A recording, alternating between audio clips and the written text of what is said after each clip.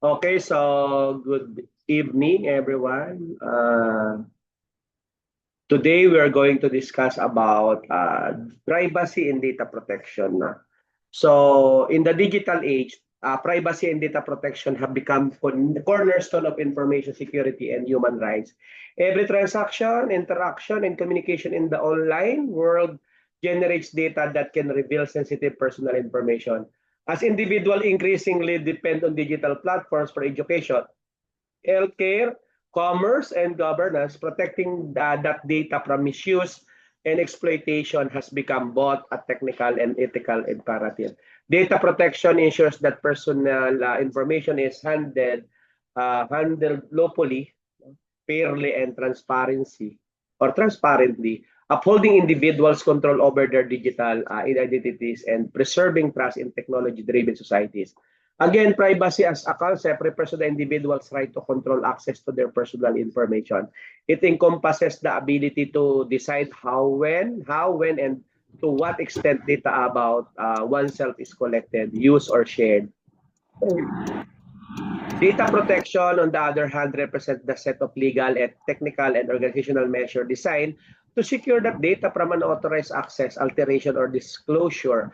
The synergy of these two concepts ensures not only compliance with regulation but also the protection of human dignity and freedom in the digital ecosystem. Because without effective data protection, privacy remains a hollow promise. No? So government and institutions have recognized the need for robust framework to safeguard data in the face of rising cyber threats, no? Identity theft and mass surveillance.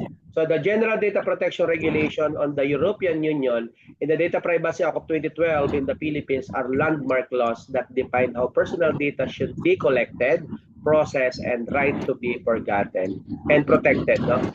Collected, processed, and protected. These laws emphasize accountability, consent, purpose limitation, and the right to be forgotten. They also require data controllers and processors to adopt strong security measures and to report breaches promptly, shifting the culture from reactive compliance to proactive responsibility. And the implementation of data protection principle extend beyond compliance because it affects how organizations design their systems and services. This approach, known as privacy by design, no, integrates privacy consideration into every stage of the personal data is collected, anonymized where possible, and stored securely. Privacy by design also requires transparency, allowing our users to understand how their data is used and empowering them to make informed choices. It has become an international standard or ethical practice in the age of pervasive computing. So from an operational standpoint, organizations face continuous challenges in balancing data utility and privacy protection. We have big data analytics, artificial intelligence, and cloud computing depend on massive data sets to function effectively. But these same data sets often contain sensitive information. Thus, the challenge lies in enabling innovation while maintaining compliance and ethical boundaries. Techniques such as data anonymization, pseudonymization, and differential privacy, have emerged as solutions to mitigate risk while enabling legitimate data use for research and service improvement. The threats to privacy are evolving rapidly. Cyber attacks such as ransomware, phishing, and social engineering are now targeting both organizations and individuals to steal personal information for profit or sabotage. Furthermore, the widespread use of social media has blurred the lines between public and private life, making individuals more vulnerable to profiling and surveillance.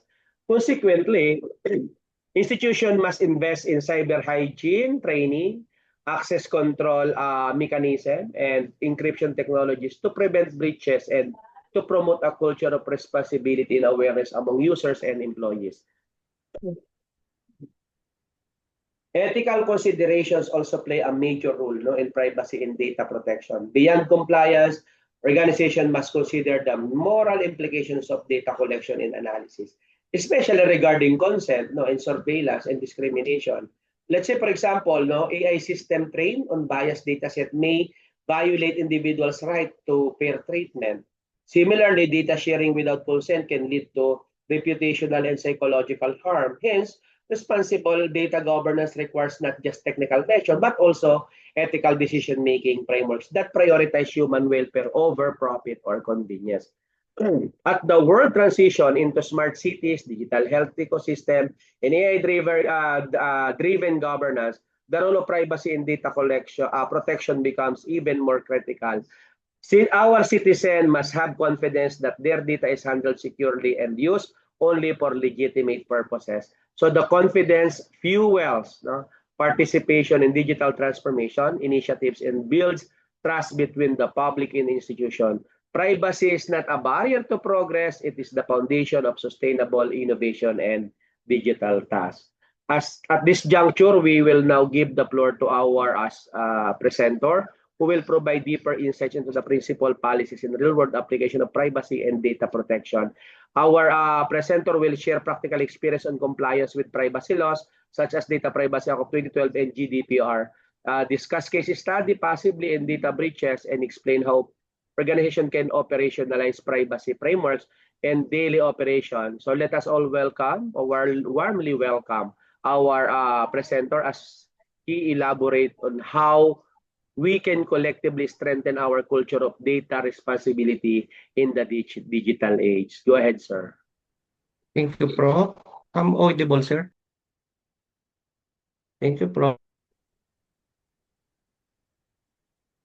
Okay, so privacy and data protection are not merely technical or legal requirements. No, they represent the moral and operational backbone of the digital society.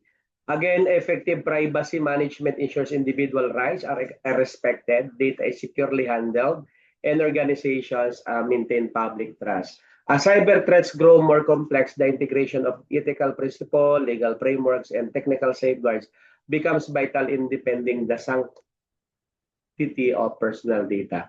Privacy by design, transparent data governance, and awareness education are important in cultivating an environment while both innovation and human dignity coexist. Every digital interaction, from signing up for an app to participating in government databases, depends on this trust. Now, therefore, privacy protection should be seen not as an obstacle but as a catalyst for responsible digital transformation. No? One that respects individual rights while advancing collective progress. Okay? So,